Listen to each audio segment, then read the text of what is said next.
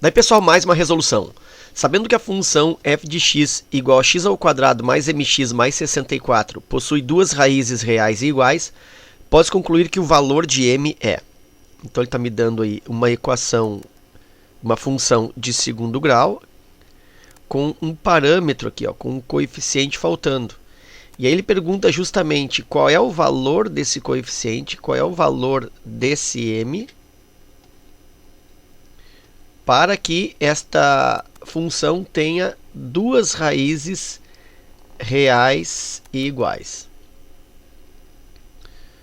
Bom, eu vou mostrar graficamente qual é a consequência de uma função do segundo grau, que é representada que tem o gráfico como uma parábola.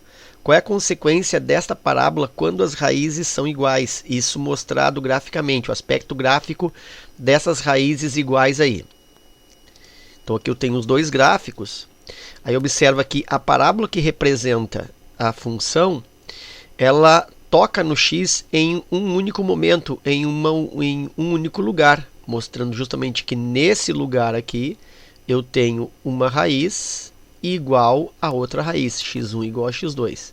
Se a concavidade estiver invertida também, né, da mesma maneira, a parábola vai encostar, vai tangenciar no x, fazendo com que uma raiz seja igual a outra.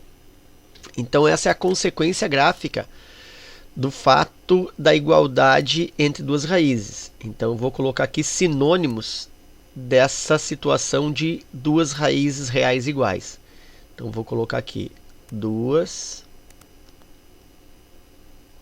raízes reais e iguais. Isso é uma situação. Outra situação é essa análise gráfica que eu mostrei agora, que a parábola, né, ou o gráfico, a parábola, ela é tangente, ela tangencia, né? Ela é tangente ao eixo das abscissas, ao eixo x. E ainda teria uma terceira forma também de dizer a mesma coisa, raízes iguais, ou ainda a parábola é tangente ao x, ou ainda falar que nós temos uma raiz dupla. Então, são três maneiras de prestar a mesma informação, ou seja, as raízes são iguais. Bom, e a consequência algébrica disso, o que acontece quando as raízes são reais iguais? Bom, as raízes reais iguais, elas acontecem quando eu tenho o discriminante, o delta, né? O discriminante, ele é igual a zero. Como nós sabemos que o discriminante ele é igual a b quadrado menos 4 vezes o a e vezes o c, então significa que b quadrado menos 4 vezes o a e vezes o c tem que ser igual a zero. E eu vou substituindo. O b, quem está fazendo o papel de b aqui é o m. Então eu tenho m ao quadrado, menos 4 vezes o a, na frente do x ao quadrado aqui, 1 invisível, então 4 vezes o a, 4 vezes 1, e vezes o c está aqui, o termo independente, é 64. E isso tem que fechar zero. Então eu tenho m ao quadrado, menos 4 vezes 1 vezes 64, isso dá menos 256. Menos 256, isso é igual a zero. Então ainda tenho que m ao quadrado é igual, isolando, né, o m, na falsa passagem fica mais 256. E então o valor do m vai ser igual a mais ou menos raiz quadrada do 256.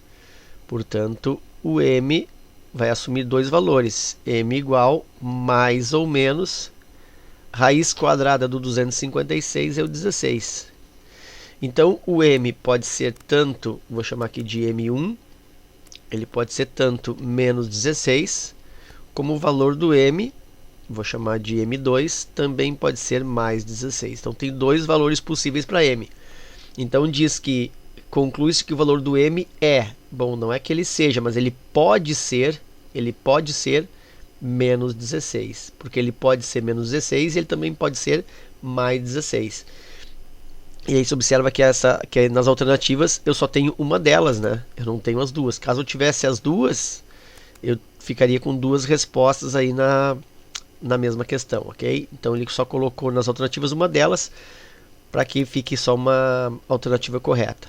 Mas o valor de m, então, ele pode ser tanto menos 16 quanto mais 16, ok?